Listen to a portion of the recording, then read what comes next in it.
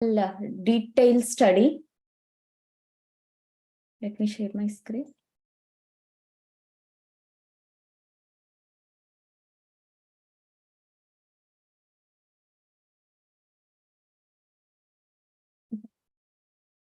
So it is Bhagavad Gita, chapter 5. It is Karma Yoga, action in Krishna consciousness. Actually, it is Karma Sannyasa Yoga. So, Om Ajnanatirandasya Gnananjana Shalakaya Chakshuranmilitam Yena Tasmai Shri Gurave Namaha Shri Chaitanya Manobhishtam Sthapitam Yena Bhutale Swayam Rupa Kadamahyam Dadati Swapadantikam Vandeham Shri Guru Shri Utapadakamalam Shri Guru Vaishnavamscha Shri Rupam Sakrajatam Sagana Raghunadanvitam Tam Sajivam Sadvaitam Savadutam Parijana Sahitam Krishna Chaitanya Devam Shri Radha Krishna Padan Sahagana Lalita Shri Vishakhanvitamscha He Krishna Karuna Sindhu Dina Bandhu Jagatpate Gopesha Gopika Kanta Radha Kanta Namostute Tapta Kanchana Gaurangi Radhe Vrindavaneshwari Vrishabhanu Sute Devi Pranamami Hari Priye Vancha kalpatarubhyascha kripa sindhubhya eva cha patitanam pavanebhyo vaishnavebhyo namo namaha. Jai Shri Krishna Chaitanya Prabhu Nityananda Shri Advaita Gadadhara Shri Vasadi Gaura Bhakta Vrinda. Hare Krishna Krishna Krishna Hare Hare Hare Rama Rama Rama Hare Hare. Mukham karoti vachalam pangun langayate girim yatkripatamaham vande Shri Gurum Dinatarinam Paramananda Madhavam Shri Chaitanya Mishwaram Harihi Om Tat Sat. So this is in the third chapter also we heard about Karma Yoga, and this is Karma Sannyasa Yoga. So there is it seems to be very similar, but there is a lot of difference. So this summarization of chapters will give you a beautiful understanding and a clear-cut picture. So if you see any movie nowadays, we are having a synopsis of the whole entire movie. And if you do any project, if you submit, you will write if you publish a paper, you will write a synopsis. So by reading that synopsis, you will understand what is your objective and what you have done and what you got the result. So like this, these chapters summary of Bhagavad Gita will give you a overall understanding. What was the situation of Arjuna in the beginning, and how beautifully understanding the mind of Arjuna, how Krishna revealed slowly, phases wise, and ultimately what Arjuna achieved, the treasure, and what the feelings of Arjuna at the end of 18th chapter. It is an amazing journey of Arjuna, not physical journey, but a transcendental journey. So if you are every day attending the summarization of chapters 1 till 18, so like that, you can also go through this transcendental journey. It is amazing. So every one of us at one point, we were in the position of Arjuna, in a confused state, ambiguous state, not knowing what decision to make, whether it is our speculation or it is the situation wantedly Krishna has put us in. So like that, lot of confusions are there in our day-to-day lives. So for any of our problem, if you can attend the summarization of each and every chapter, definitely all your doubts will be cleared. And as Arjuna is very transcendentally happy, for sure we will also be transcendentally happy, because these are all summarizations of Prabhupada purports. So Prabhupada is the best well-wisher, definitely give us the transcendental happiness and put us on the transcendental platform. Okay, let's go through this chapter 5, Karma Sannyasa Yoga, Action in Krishna Consciousness. And it's a little recap for the chapter 4, why the transformation, how the transformation from chapter 4 to chapter 5 happened. Where is the key word that lead Arjuna to chapter 5? We will see here. In the chapter 4, so Arjuna was asking, Krishna, you are saying that this knowledge was given to sun god Vivashvana. You are my age, 125, at most 125-year-old, like me only. We both are just born in near close time only. And you are saying that you have already taught this transcendental knowledge to sun god before millions of years. How is this happened? You were there before. So then that happened in 1 to 3 verses when Krishna was telling that this knowledge has to be received in disciplic succession, as it is transferred from when I taught first to sun god Vivashvan, imam Vivashvate yogan proktavan aham apyayam, Vivashvan manave praha manu rikshvakave bravit. So it went to Manu to Ikshvaku, like that it went. So that disciplic succession is mandatory, Krishna was saying. So when Arjuna raised this question, then Krishna told about the knowledge about himself. That is the real transcendental knowledge which can liberate us if we understand that transcendental knowledge of Sri Krishna. So that went in 6 verses, 5 to 10 verses about the transcendental knowledge of Krishna. And in the 4th chapter, 11 to 15 verses, Krishna said that various paths, maybe you take Brahman path or Paramatma path or direct Bhagavan path, whatever it is, path. So ultimately you understand, Arjuna, everything ultimately reach me only.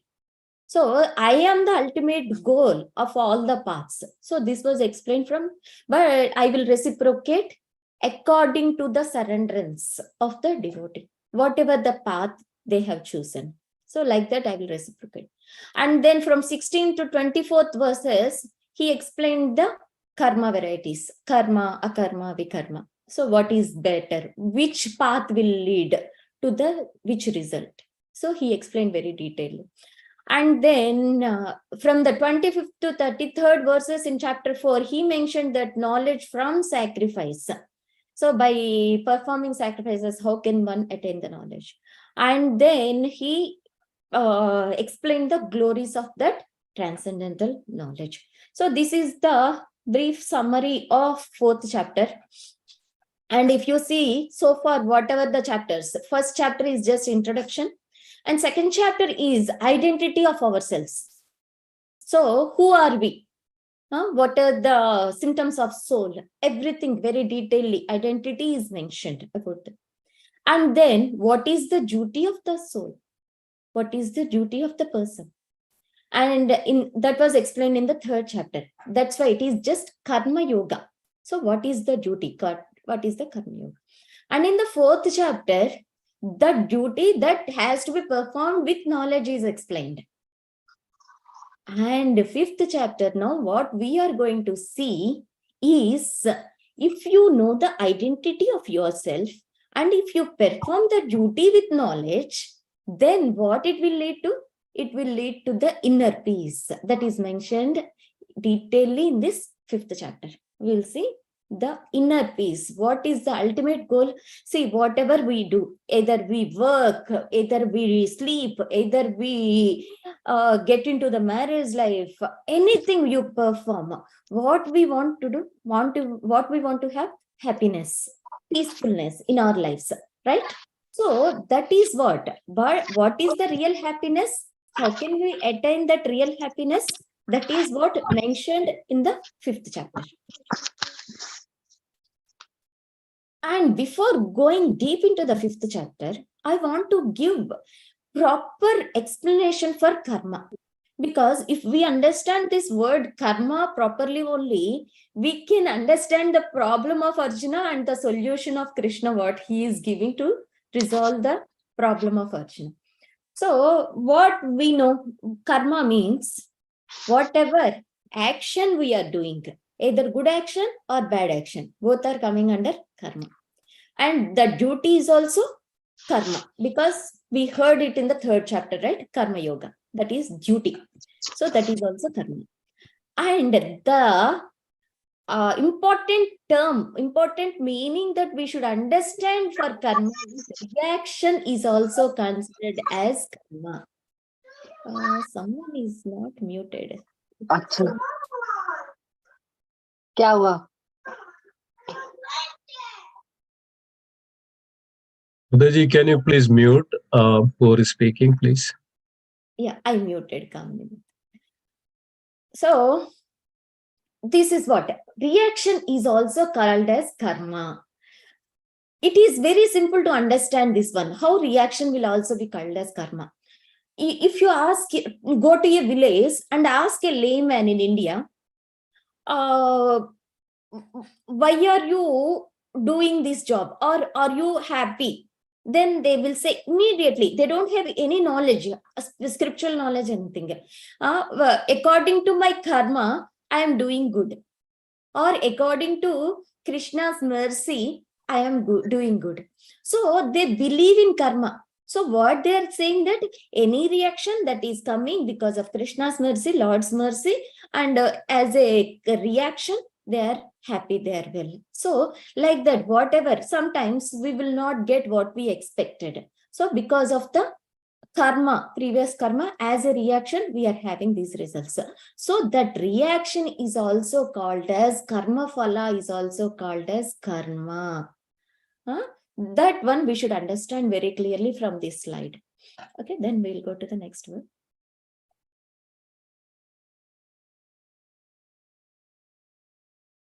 In the 4th chapter, we see 41st verse, the last but one verse.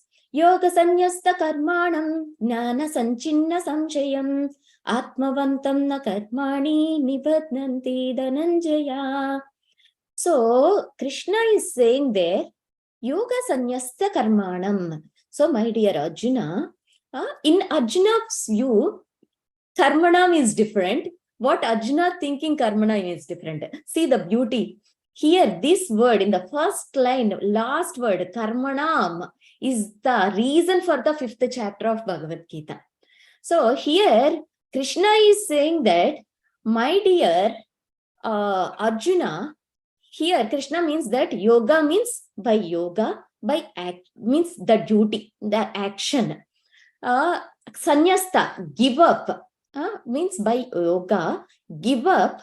Karmanam means Krishna is thinking that you give up the result of your action, and whereas Arjuna is thinking that you give up the, by yoga, you give up the work, action. Krishna is saying that you give up the result of action by yoga. Arjuna is thinking that you give up, Krishna is asking him to give up the action by yoga. So that's what he is thinking. And then he said, Gnana Sanchinna Samshayam Atmavantam na karmani nibhadnanti dhananjaya. And also he is saying that in the last verse, stand up and fight. Here in the 41st verse, Krishna is saying that you give up the work. And 42nd verse, you get up and fight. What is this? I am so much bewildered. Arjuna is saying that 1 minute you are saying stop work, and the next minute you are asking me get up and fight. What is this? How can I solve this bewilderment? So that is the reason the first verse of 5th chapter. Sanyasam karmanam Krishna punar yogam cha samsasi yashreya yetayorekam tanme bhuhi sunishitam. My dear Krishna, what is this? You are saying that sanyasam karmanam.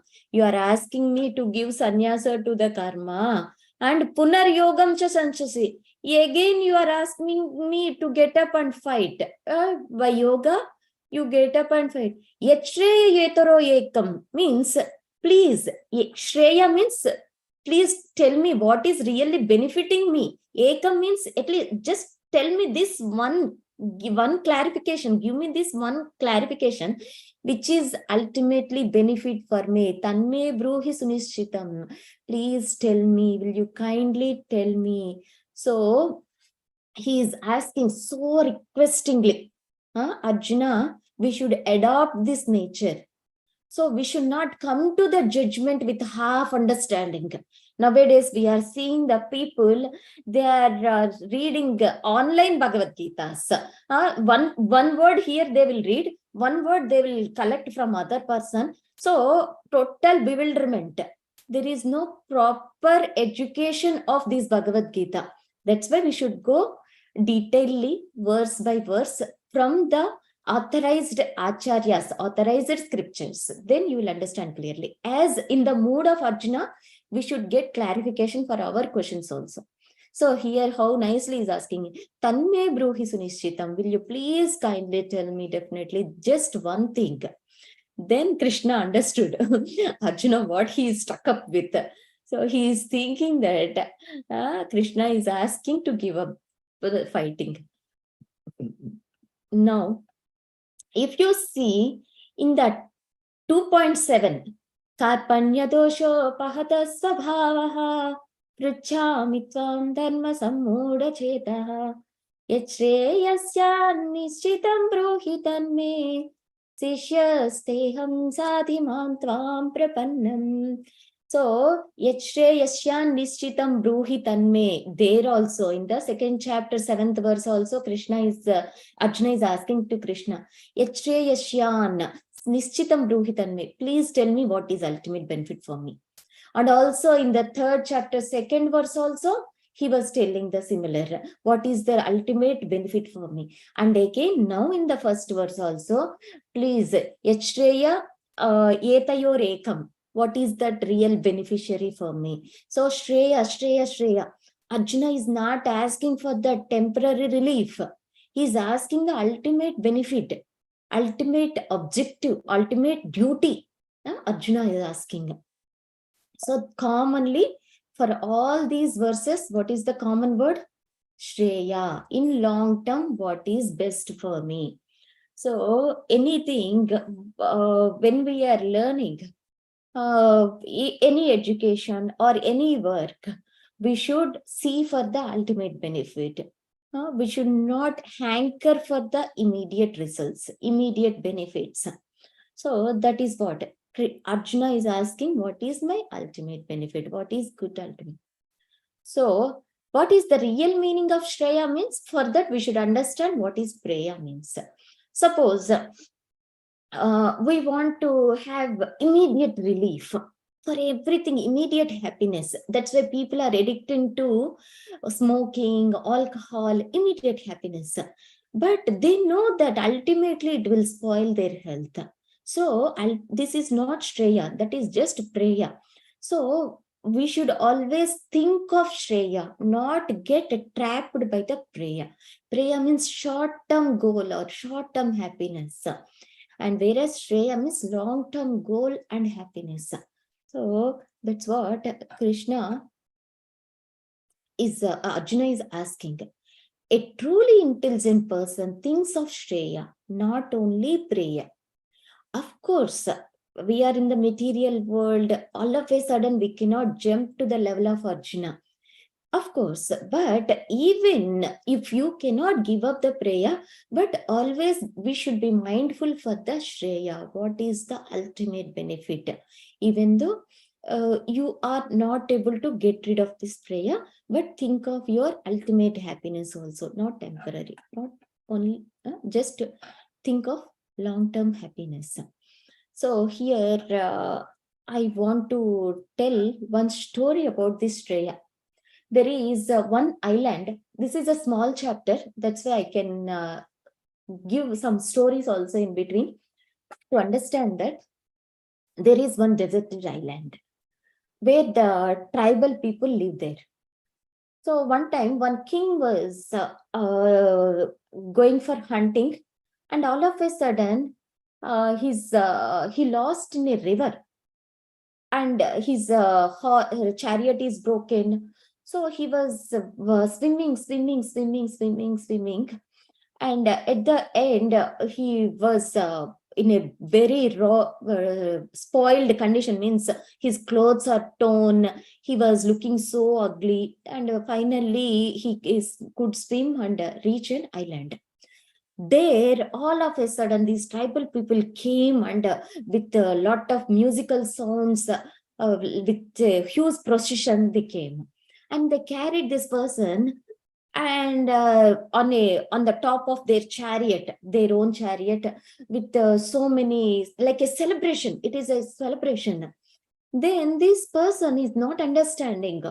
They don't know who I am. Why they are giving me this much respect? Why they are taking me? Why they are celebrating my arrival? There is not understanding anything, and they are talking in their own language, tribal language. Then they were feeding him nicely. Then he was not able to ask anything. What they say also he cannot understand. Like that, he is enjoying everyday feast. After some days, after few months, he learned slowly their language. So he asked one day the minister, why are you doing all this? What you are going to do with me? What is your goal? Have you done this before to any other person, or I am the first person to undergo all this celebration? Then the minister said that this is a ritual for us. Whoever newly comes to our island, we will treat them like a king uh, for 1 year period. And after that 1 year period, we will send them to a deserted island next to that, where there are no facilities, no food, no grain, nothing. We will leave them. Even we don't keep the clothes upon him, and we will leave that person on the deserted island. Then the fear started coming. And after saying this, the minister appreciated. So far, many kings have come. They just engaged in enjoying the comforts we are giving, but nobody asked. You are the first person asking this question. You are very intelligent. You might be very intelligent. Then the minister appreciated. Then the king said that, so you will do the same for me also? Yes, of course. Then within this 1 year, whatever I say, you will do? Yes, of course, because we are your minister. Whatever you ask, we will do. Anything. Then the minister said that, okay, fine. Till I have 9 months more period, right? Whatever island you are mentioning, you take 75% of the population in this island to that island and grow the crops, keep all the furniture, arrange all the facilities.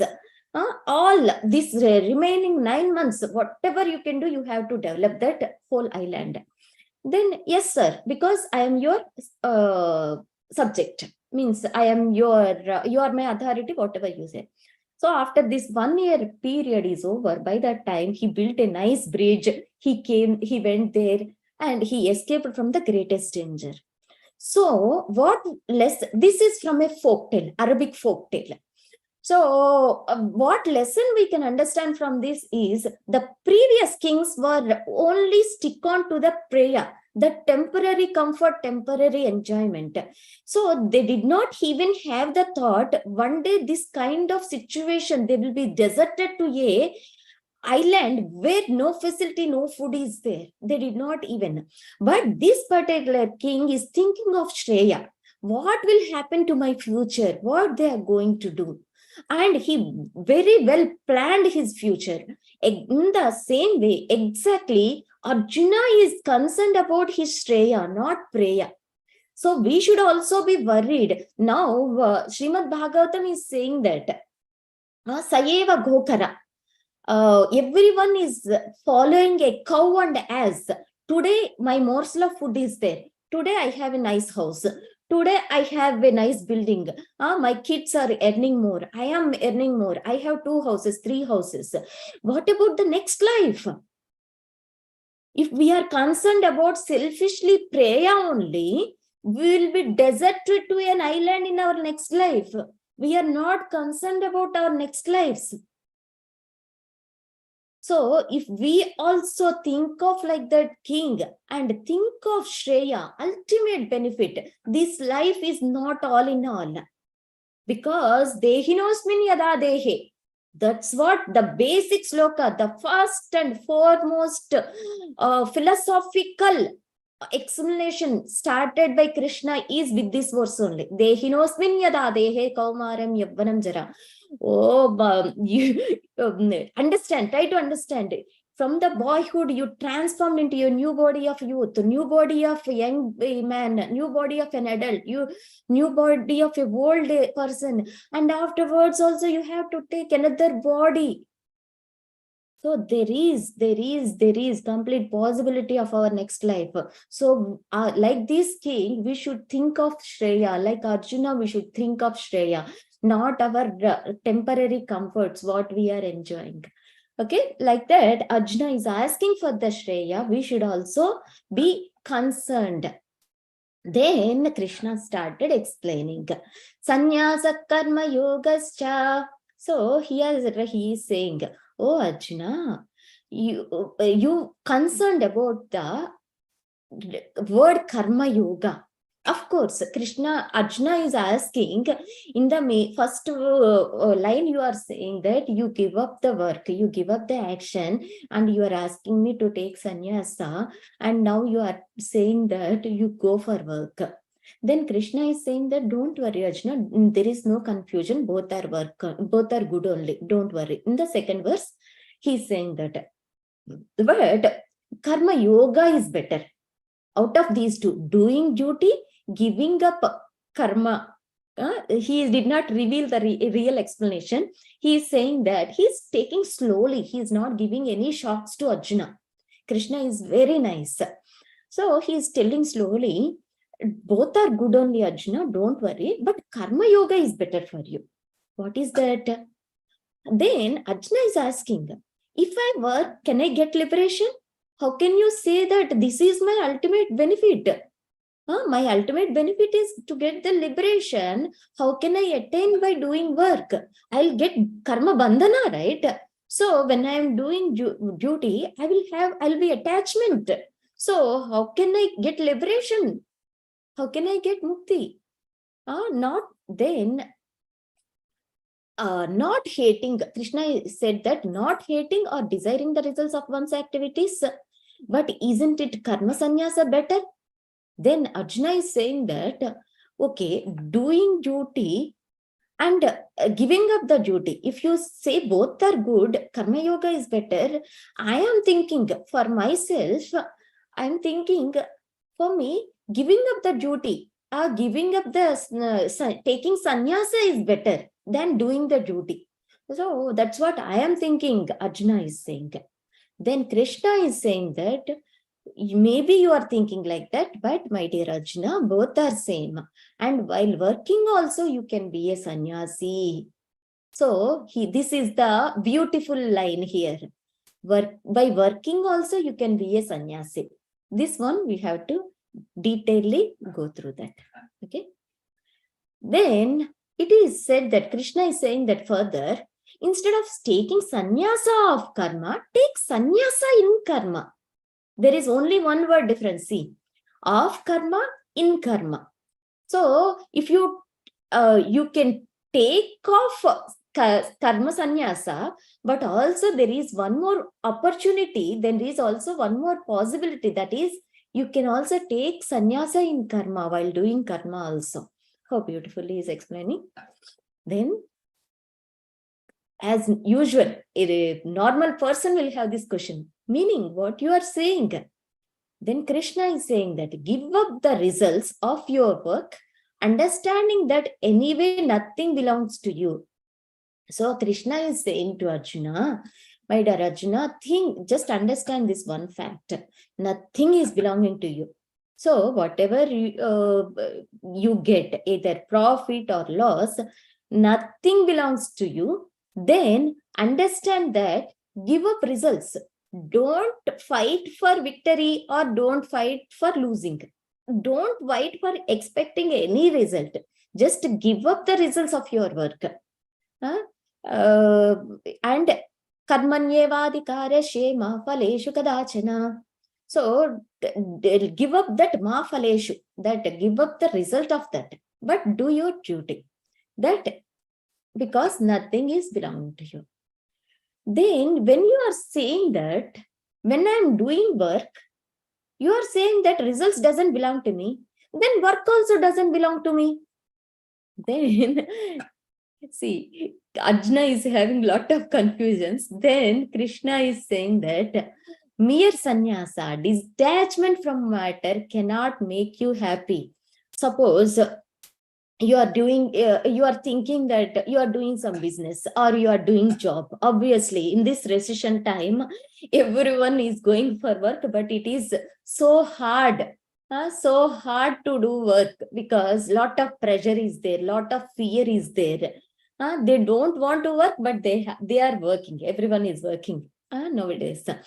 But when you stop that work, suppose that work is troublesome for you. When you stop that work, will you really happy? No, we cannot be happy by giving up such kind of work also, even it is troublesome. So Krishna is saying that by giving up the work, you cannot be happy, my dear Arjuna.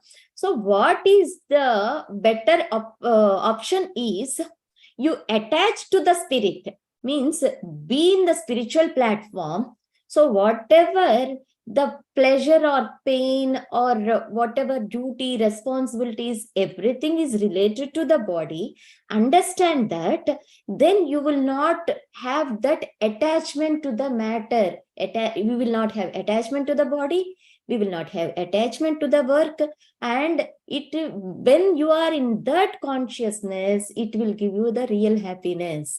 Krishna is saying this to Arjuna. Obviously, because this is a real theory, Arjuna is acting as a layman, but he is an intelligent person. He is asking as if this is for all of us. Still, Arjuna is mentioning that, but I don't understand why one should work then. So even when in that case we are spirit, we are not this body. In that case also, why should I work, Krishna? Happily, I will give up fighting and I will go somewhere and I will do some dhyana or something. You will understand in the 6th chapter also nicely all these worries of Arjuna. So why are you asking me to fight? Why are you asking me to do the duty? Then Krishna is saying that why we have to do the duty, and we should not be attached to the matter. We should not be attached to the result. We have to do. Why means Krishna is saying this is very important for the purification of all the selfishness. So you have to do this to purify your heart. To better understand this, I will tell one real example happened. So when Srila Prabhupada asked his disciples to come to India and serve, to preach there in India. This one devotee of Srila Prabhupada, he is very much attached to the preaching activity in London. Then he said that, no, Srila Prabhupada, I am very comfortable to preach in London. Then Prabhupada said that, no, I am saying it is good for you. You come and stay in India and preach. Then this devotee is still not convinced. No, Prabhupada, I'm having very better results, nice results. Many people are coming. I'm hoping a lot of progress in London. Then Prabhupada said that, I am envisioning that you will do better if you are in India. Then he went to home and he was thinking again, came back to Prabhupada and said that, no, Prabhupada, I am really comfortable in preaching in London. Then Prabhupada said, okay, fine. Then again, after 2-3 months, the devotee came back. Okay, see, Prabhupada, I decided to do whatever you say, whether it will cause me positive results or whatever results.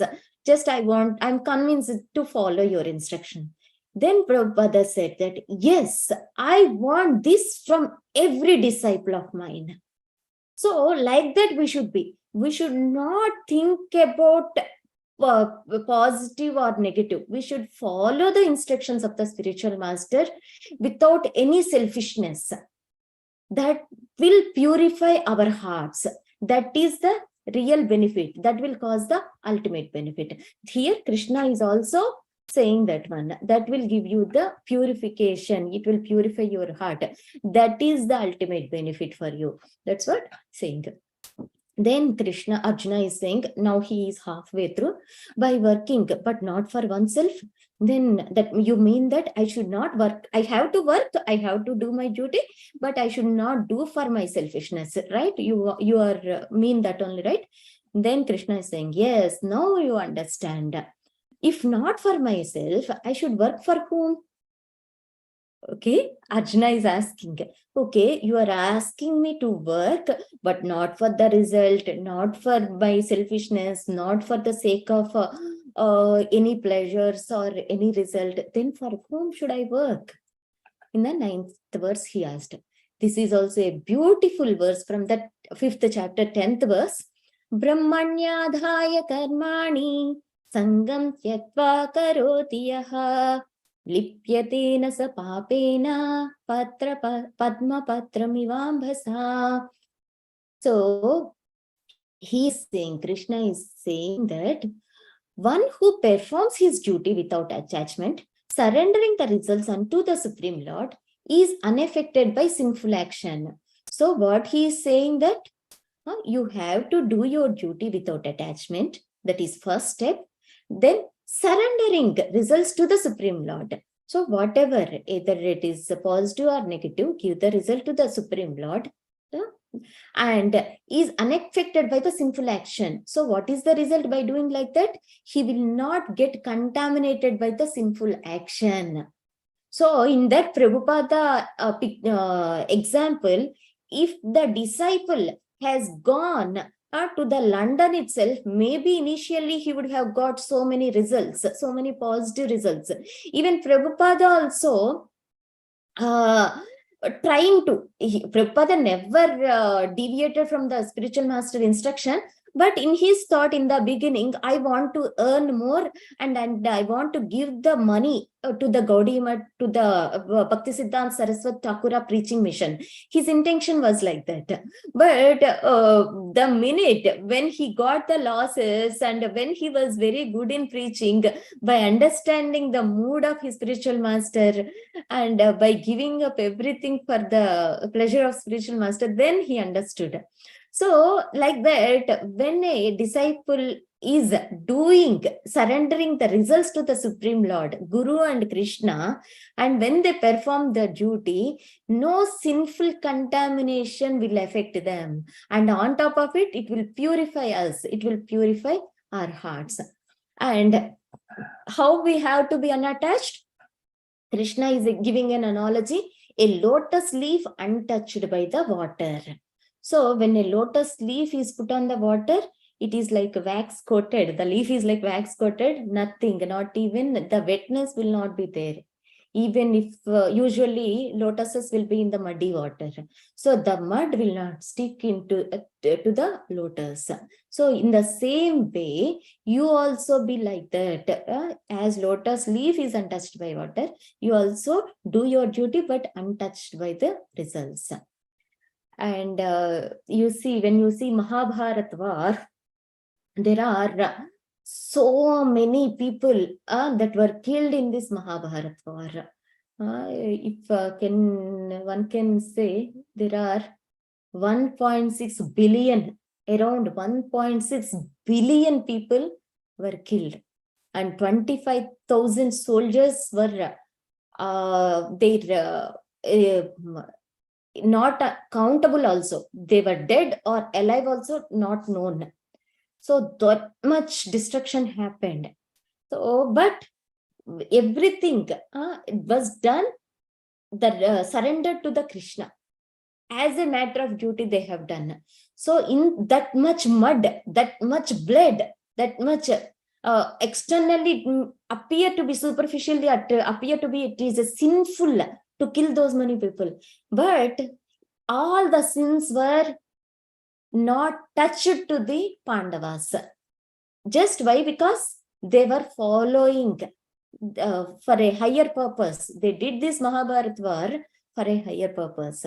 That's why it is called as, it is not a whimsical war, it is a religious war. It is a holy, I can say. It is a holy war because it was decided by the Supreme Lord. And the lesson what we can learn is the lotus and its leaf, though in the mud, stay unaffected by the mud. Similarly, even if there are only evils around, one should learn to remain and stay unaffected by them. So even whatever we perform, suppose when people who are in Krishna consciousness, sometime when they go out for preach or in a general world, everyone, recently one of our Bhakti members went to India. As if she underwent lot of losses or something. Everyone is coming and she was saying, "Oh, you joined ISKCON? That means you are leaving everything." So they started showing sympathy, and some people are showing these people will become renounced. Even matajis will take sannyasa after some time. So a lot of rumors are there. No, in the midst of these muddy environment, if anyone be Krishna consciousness, they are glorified by the heavenly people also, heavenly denizens also. So in the same way, Krishna is suggesting, like Arjuna, we should also perform our duty unaffected by all these muddy environment. And in 11th and 12th verses, he said that attachment, not action, causes bondage. See, very simple formula here. Karma plus attachment is bandhana. Karma minus attachment is equal to mukti. Now you understand, right? So when you are performing duty, if you have attachment, that will cause the bandhana, my dear Arjuna. If you don't have any attachment, even you are performing the duty, it will lead to the liberation. Don't worry. When you are doing duty, that will not give you liberation. So Krishna is explaining very nicely. But how to become detached? Say here, in this formula, Krishna is saying that you should not have attachment if you want to have liberation. So how can I have detachment? How can I be without any attachment? Now, nice question, right? It is understanding. Jnana is there. You should not have attachment. Now, Arjuna is asking application. What is the process? How can I be detached? Then Krishna is saying that by the knowledge that you are not only the doer. It is there that ahankara vimudatma kartaham iti manyate. So we will think that out of false ego, we are thinking that we are the doers. So don't think like that. You are not the doer. Realize that. So doership, when you think that I am the doer, I am doing, because of my work only I achieved this. So this is mine. All these. Ahanta mamata. These two are very dangerous. Ahanta means I did it. I am the cause. I only did this. I am the basis for everything. So that is ahanta. Mamata means this is mine. This is mine. This is the mama. So these two will considered as the false ego symptoms. We have to get rid of all these two. So we should, otherwise that doership will become ownership and ownership will become enjoyership. Then you will have that feeling, I have to enjoy, I want to enjoy. If anybody else touches that, he will get enviousness. So don't think that you are the doer. So see, I have done it, is the doership. The result is mine. I should enjoy it. But you should understand that anything that is carrying forward is because of the super soul and material nature, not by yourself. So the process is when we desire for something, the super soul grants, sanctions that. Otherwise, we will not get. Even you put thousands of years of efforts, if the Supreme Lord doesn't grant it, you will not get it. And for that, then when super soul sanctions it, Paramatma sanctions it, material nature provides proper arrangement. Otherwise, we cannot succeed anything. Do you know this great personality? He is Muhammad Ali, famous boxer. When he was in the young age, he was continuous winner, and he was so much puffed up. Nobody is there in the entire world who can defeat me. It's me. I am the greatest. He gave in open statement in many media, many TV channels. So he was so much puffed up. Later, what happened recently? He was affected by very horrible disease, and his hand also he cannot able to lift, because the brain signals are not functioning from the hand to the brain. That much disease he underwent, and he was not able to talk. He was so underwent a lot of tribulations. So we are not great in anything. Only in ignorance we will think that everything because of me, happening because of my endeavors, but it is not. Okay, then Arjuna asked, but don't we naturally seek enjoyment? See, that's true, right? When we are doing something, we will develop attachment, we will have that enjoyment. Maybe externally we don't accept it. Even advanced devotees also, we will sometimes be thinking, have this enjoying propensity. So that's what Arjuna is asking. Naturally, it will come, right? That we will seek enjoyment, right?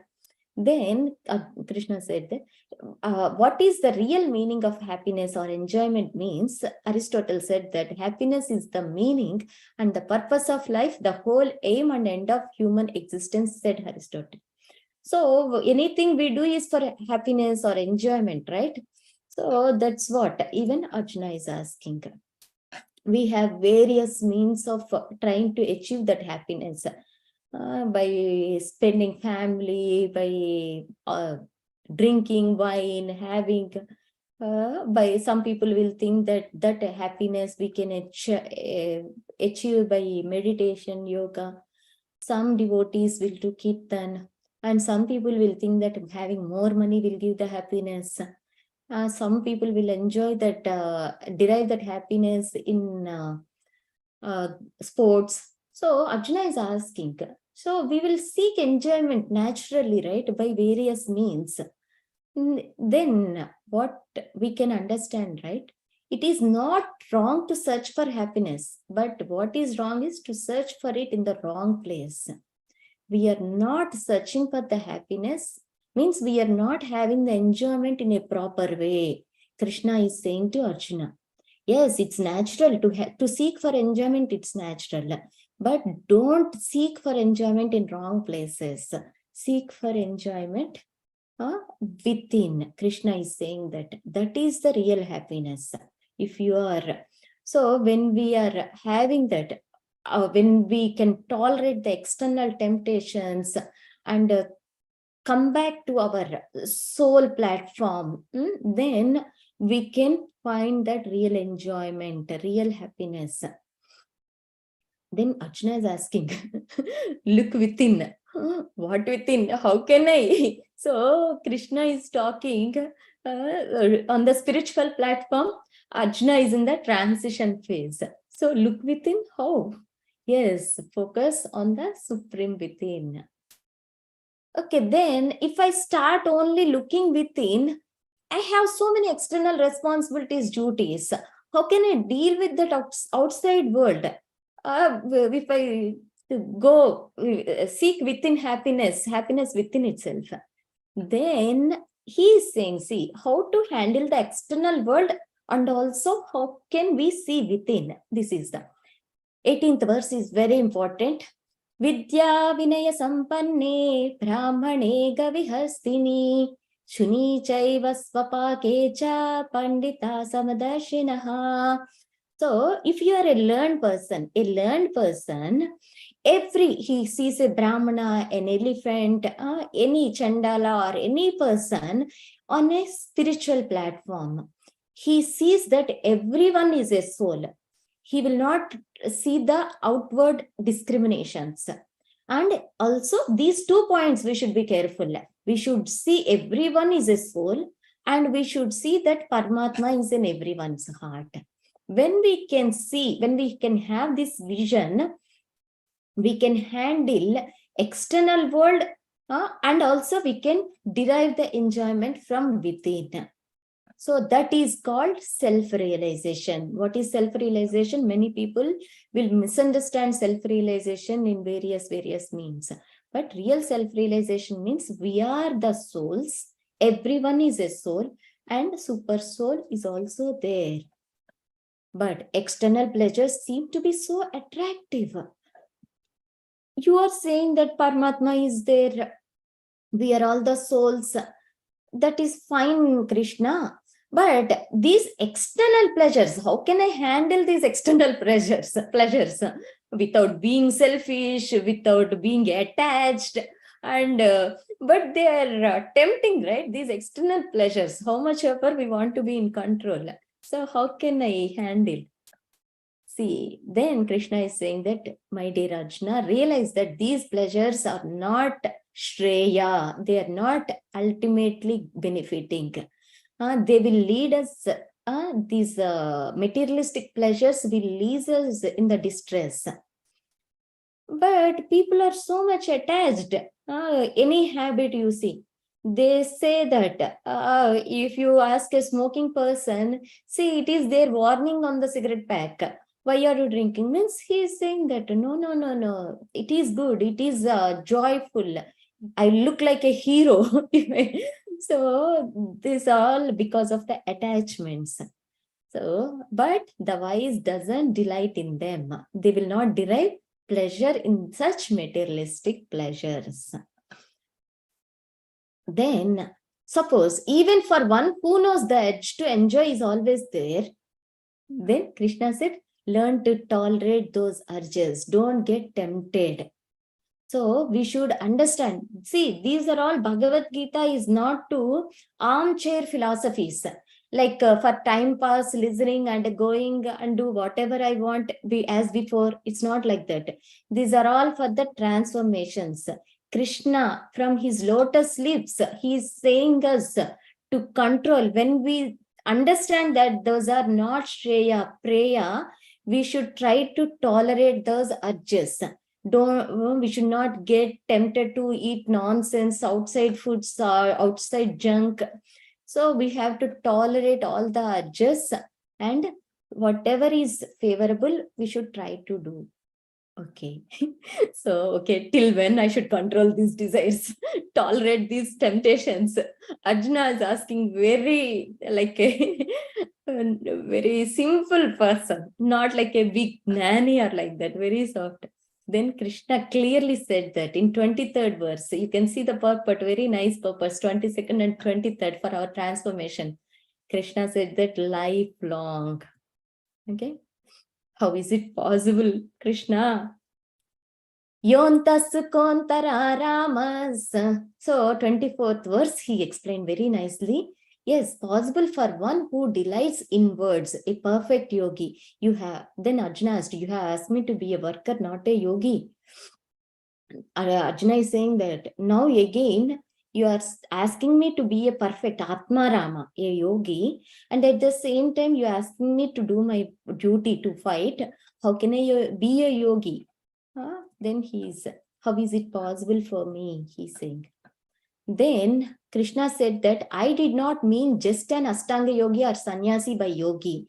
But yes, they too can attain liberation. That path is a bit difficult though. Especially, see, in Krishna is saying in Dwapar Yoga itself, it is a difficult path. Ashtanga Yoga or Sannyasi Yoga. Krishna is saying that simple formula, do your duty without any attachment, surrender results to Krishna, and tolerate your urges, and be unattached, and seek for the enjoyment within. That's what. So people are thinking that dhyana, whole chapter, next chapter will be this dhyana yoga. So this is a difficult process. But nowadays we are seeing so-called meditations, YouTube channels everywhere. Yoga, meditation, silent meditation, meditation on the void, meditation on the light, meditation on nothing. How is it possible? This is mere nonsense. The minute when you are thinking that nothing means, something will come into our mind. Mind is very disturbing. You cannot think of nothing. When someone is saying that you can think of nothing, you can meditate on nothing, they are really fooling us. The minute when we are thinking that there is nothing means there is something, we should realize that. So these are all difficult paths because we are not understanding properly that paths. So it is difficult. Easiest path to achieve the inner happiness, finally Krishna said that Bhoktaram yajna tapasam sarvaloka maheshwaram Suhrudam sarva bhutanam gnatva mam shanti mruchati. So, if you want real happiness within, a simple formula is there. If you can understand that I am the supreme enjoyer, whatever you do, even you whole life you do, if you understand that I am the enjoyer, not you are the enjoyer, I am the enjoyer, and I am the proprietor, because everything belongs to Krishna. Even we are thinking me, that we also belong to Krishna. Mamaivanso jivaloke jiva bhuta sanatanaha. So we all belong to Krishna. We are Krishna's property. So he is the proprietor. If we understand that he is the supreme enjoyer, he is the supreme proprietor, and Suhrudam Sarva Bhutanam. So as Paramatma, he is well-wishing for everyone. If you can understand that one, you will have the inner peace. So in the first slide, I said, right, this chapter is inner peace. This is how we can understand, we can get that inner peace, we can get the enjoyment from within. So this is what Krishna is saying. How can I understand? From a small story, I'll say. There is one girl who is traveling in a flight. She is sitting alone, and next to him, a stranger is there. So the girl is looking out of the window very happily, very peaceful, very sober, no worries, nothing. Then this guy is stranger is very much bewildered. How nicely, nobody is there, how calm she is. Then after some time, flight started shaking as if some problem is there, some technical problem is there in the flight. But still, everyone is having a lot of fear. What is going to happen to this flight? Whether it will crash, whether it will land properly or not, it is everyone is so much bewildered. But this girl is sitting so quietly, so happily as before. Then after some time, the flight became normal and it is going on. Then the stranger asked this girl, I saw everyone is so much terror. They were in fear. But I am seeing so calmness within you. How is it possible? Then she said that I don't have any fear. Why? Then because my dad is the pilot. I know he will take me safely. He will land me safely. So that is there. So when we think that we have Paramatma as a friend, as a Shreyas in our hearts, we will have that soberness. We will have that peacefulness, inner peace. This is called inner peace. We should have complete trust and faith on Krishna. Then we will not, any external muddy circumstances will influence us, will affect us. So we can always be happy. Even you get profit or loss, even you get, even you are fired up from the job. So no matter, because if you have complete trust, there is a higher reason, for good reason only Krishna has put me in this situation. So he will show me, he wants me to teach something. So let me go through this phase. So when we have that one, that faith in Krishna, we will not have any agitations. So that is called as yoga of detachment. That is.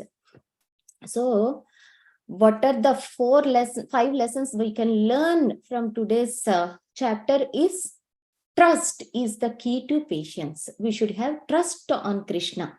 Any result, any situation that we are placed in, we should have complete faith and trust on Krishna.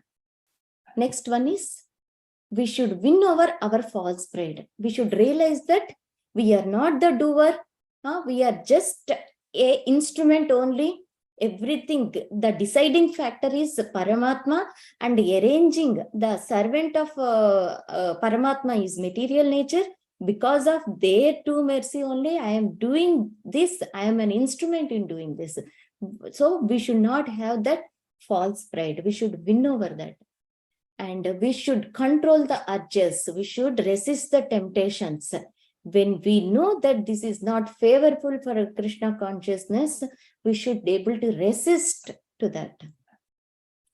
Then even the storm is there outside, we can be peaceful inside. That is what? Inner peace. They begin the journey within. So for the first 4 points are the Gnana. 5th point is the application. We should have that Vijnana. We should try to cultivate this inner peace. For that, all above 4, we should try to practice. We should have trust. We should not have false ego. We should control our urges. We should tolerate the temptations. Then we should develop that inner peace, even there are unfavorable situations outside. Then we can have complete peacefulness. So the overview of the whole chapter is Sannyasa or Karma Yoga. So 2nd to 6th verse is, first verse is the question by Arjuna, and 2nd to 6th verse is the Karma Yoga is good as Sannyasa. So you don't need to be a mendicant, wearing the saffron cloths, going to the forest, do tapasya. You don't need to do that. Karma Yoga, if you do, you can have sannyasi, you can become sannyasi in karma. Okay. Then 7 to 12, how Nishkama Karma Yoga means, don't be attached to the results. Don't desire any profit or don't desire anything. Nishkama Karma Yoga. Perform your duty without attachment to any result. Then knowledge of doers, 3 doers. What is that? So soul, super soul, and material nature. That 13 to 16 verses. Then 17 to 29, what we understood? Liberation through meditation on super soul. So understanding that everyone is the soul and Paramatma is residing as the Suhrutam Sarva Bhutanam. Then the 29th verse, Krishna explained clearly how can we get the ultimate bliss and inner happiness. So with this, I will conclude the chapter, and if there are any few questions, you can ask.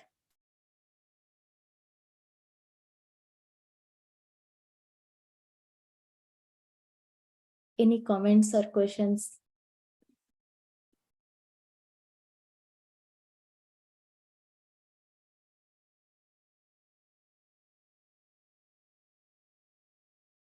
Hope you all could see the slides. Because last time I had some technical issue. Hare Krishna. Mataji, please accept my humble obeisance. All glories to Srila Prabhupada. Thank you, Mataji. Very nice class. If you could please elaborate a little bit more on the 3 doers, Mataji. Okay. Let me.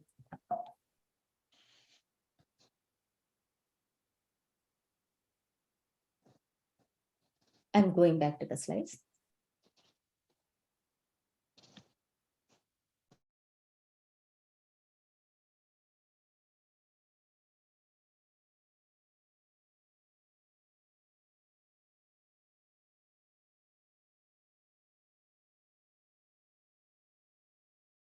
Yeah. Let me share my screen.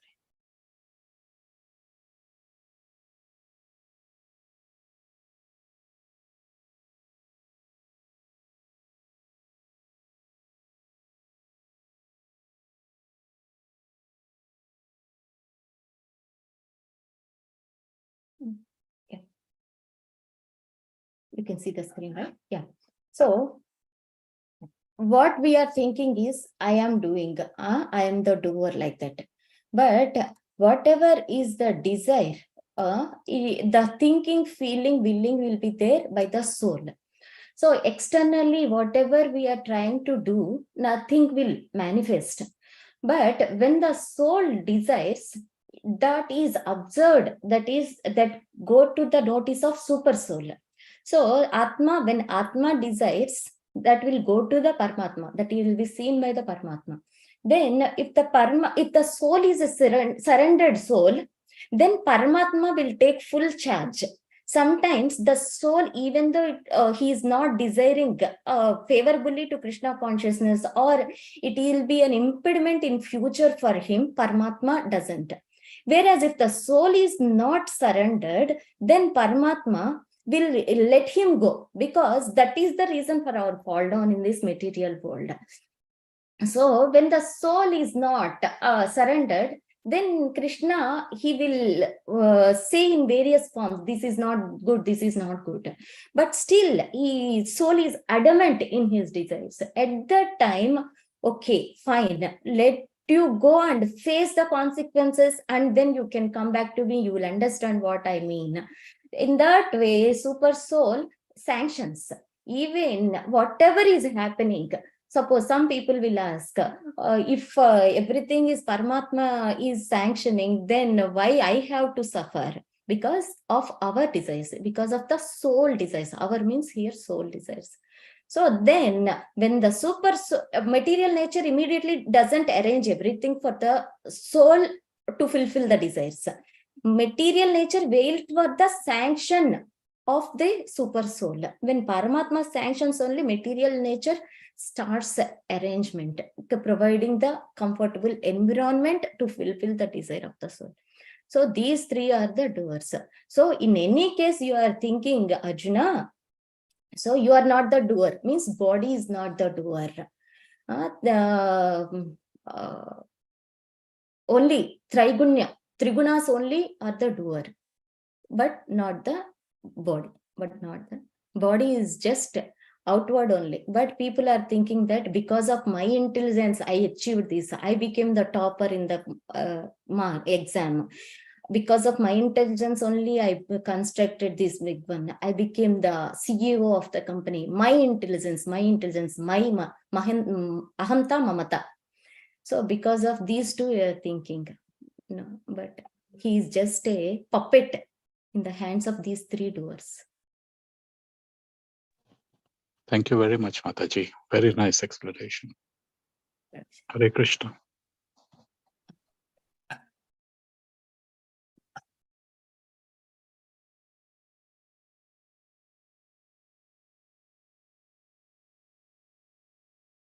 Any other question?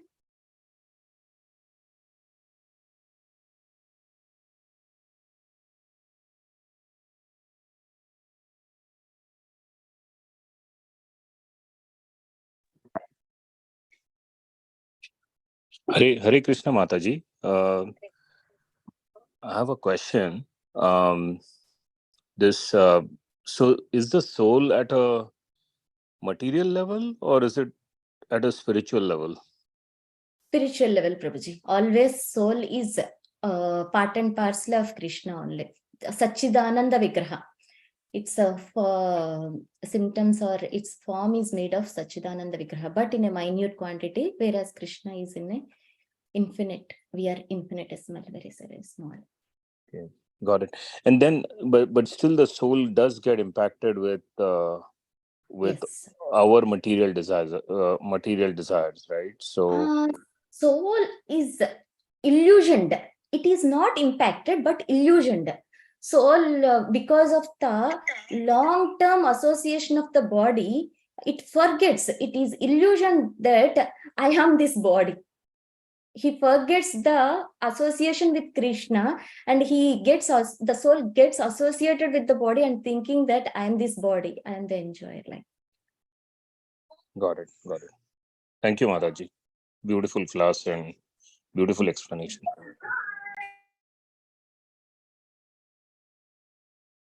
yeah, you can feel free. Even till now, whatever, if there are any blockages in understanding, you can feel free. You can ask any question.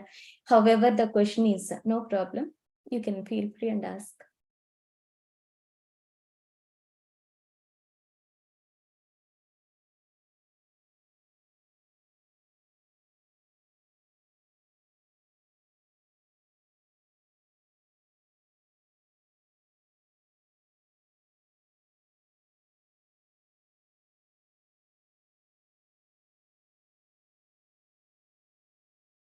Yeah, Hare Krishna. Hare Krishna. Thank you so much, Mataji, for a wonderful class. Very nicely explained the 5th chapter, Karma Yoga, Action and Krishna Consciousness. And you also explained the peace formula that Srila Prabhupada mentioned. And this was one of the words Srila Prabhupada invited to speak in United Nations Assembly. As Srila Prabhupada was putting these words, the 529, Bhoktara Meke Tapasam, Sarvaloka Maheshwaram Sugurdam Sarvabhutana, Jnatva Mam Shanti Muchadi. Who is the peace formula? It's beautiful words, and everybody can keep that in our heart, and by heart it, always remember that how one can be peaceful. Krishna says Krishna is everything. So thank you so much for nicely explaining that. The theme of this verse, the theme of this chapter, the inner peace, the peace formula. So nice. Thank you so much. So anybody else would like to add anything? Any other comments? Any other questions? Any reflections? Any realizations?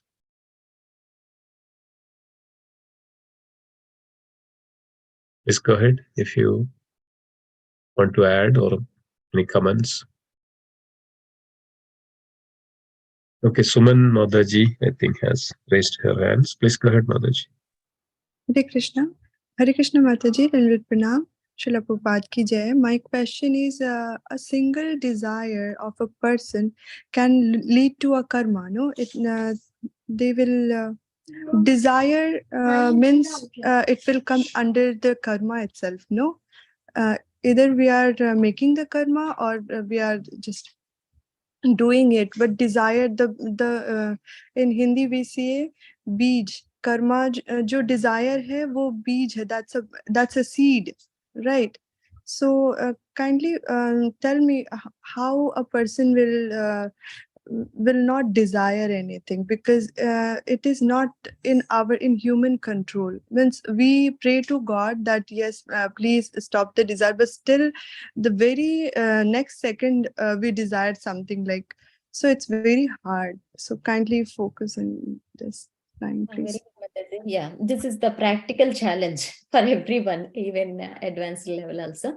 Yes, Mataji, always it is not wrong to have the desires, but as practicing as a sadhaka, we should always dovetail our desires with Krishna consciousness, because mind is like a small child. Whatever we said not to think, not to desire, it always wants to have it. So that's the reason we should always read these shastras. So we can correct, when we can correct our mind, we can tune our mind. Always this tuning of mind is very necessary. But you don't need to worry until it manifests as in the form of work. It won't be considered as the karma or bondage. But always the desire, we have to tune it. Otherwise, one day definitely the desire will pile up, and it will force the senses to do it. That's the reason to better understand this is senses are like the children. Mind is like the wife. Intelligence should be like the intelligent husband. Means so when the husband is strong, he can control the mind, which further all the senses be controlled. If intelligence is not there, if the husband is not strong, the wife, it is not matured, it will let the senses go uncontrollably. So always to develop the husband-like intelligence, we should read these scriptures, we should hear Prabhupada lectures, we should take the devotee association and discuss always the glories of Krishna. Otherwise, these desires in the mind will push the senses. If we want to control the mind, not to push the senses level, immediately intelligence should come into action and control the mind. Yes, Mataji. Thank you so much. Hare Krishna.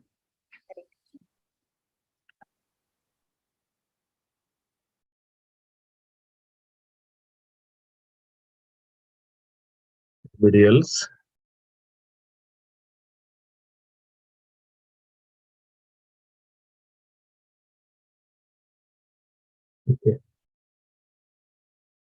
Thank you. Thank you so much, Mataji, for a wonderful class. Thank you, dear devotees, for joining today. Today we covered the 5th chapter, which is Karma Yoga, Action in Krishna Consciousness. This is conclusion of the Karma Yoga section of Bhagavad Gita. So this gives us the complete understanding, and the ending words of this chapter, especially this entire section of Karma Yoga, which gives us that whatever you do, whatever you are performing, that all should be as an offering to Krishna. And that's where the Nishkam Karma Yoga comes. And how one can, even though we perform our activities, that entangles us, that leads us to so many miseries, problems and troubles, and it's all creates that. But how one can free from all these miseries, or how one can attain the peace. So this Karma Yoga is ending up with that one point, that one who knows, understand me as the ultimate beneficiary of all sacrifices. So we learned that from the Karma Yoga section, the activities which we perform do as a sacrifice, do as a yajna, that one has to do that. So when one performs the activities as a sacrifice, and to the ultimate beneficiary of that sacrifice is who? That the Supreme Lord. And any austerities and whatever he performs, and that's all, that one who gives that all, the Krishna gives all, benefactor. And Supreme Lord is the well-wisher of all living entities. So it's very important that Krishna is in the center of our activities. Krishna should be in the center of our life. This way, we can free from all our bondage and also free from the miseries of this material world.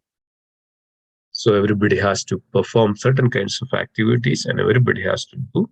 But when Krishna is not there, as he always says that, it's a big zero. Like there are so many zeros we can have in our life. And even if we have, so many things, it is all one sense. If Krishna is not there, it's just big zeros. Zeros does not have much values.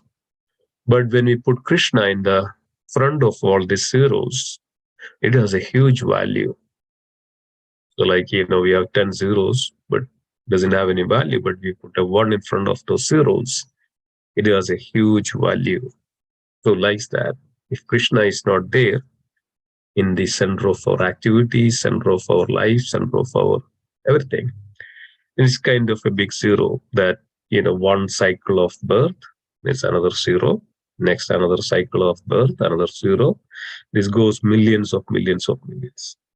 When we put that one in front of that, that means that Krishna in our life, then that ceases, that gives us everything. All these lifetimes you are going through, this so many miseries and troubles, and because of our attachment and entanglement, all those things. But here, Krishna, so all our activities, Krishna should be there. All our thoughts, all our activities, all our, anything that which we do in all details, if Krishna is there, then it has a complete value. So this is the way, this is called art of life, right? That we've heard about this many times, the art of living. And this is the perfect way of the art of living, is that when Krishna is there, that's a perfect art of living. This is the way that we can completely be with Krishna. That's the perfection of all our activities. So I hope that we understood the first section of the Karma Yoga, what a person's supposed to do and how to do, what is the ultimate objective of all our activities, to please Krishna. And whenever we do that we do it as a sacrifice for the pleasure of the Supreme. So this is the way that we can, always be Krishna conscious And that's what is, this through this Karma Yoga section, Krishna is revealing to us this transcendental knowledge. Okay, thank you so much. Tomorrow we'll come to the section called, this is also the conclusion of the Karma Yoga. We can say that 1 to 6 chapter is Karma Yoga section, but this is also the little more on the Ashtanga Yoga or Dhyana Yoga, how one can perfectly situate in that, even though we perform the activities, and how one can be perfectly situate while performing our activities as well. So then, Krishna, there is some rules and regulations and all, right? So that's coming to tomorrow. Then we will start the Bhakti Yoga section. Bhakti Yoga is again, how one can, now we have the understanding of this Karma Yoga and how to perform these rules and regulations and all those things. Then we come to the proper understanding, so that the Bhakti Yoga, so that we can engage ourselves properly. So that's coming into the Bhakti Yoga section. So it's amazing. This is so wonderful, so deep, so much of, the wonderful science of the soul, science of God, science of self-realization, science of this material nature, science of this, eternal time, science of this, Kala.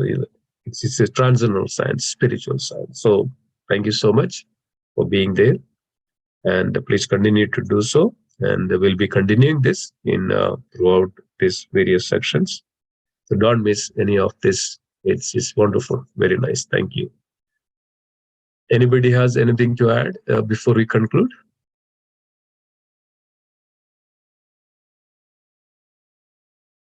Okay.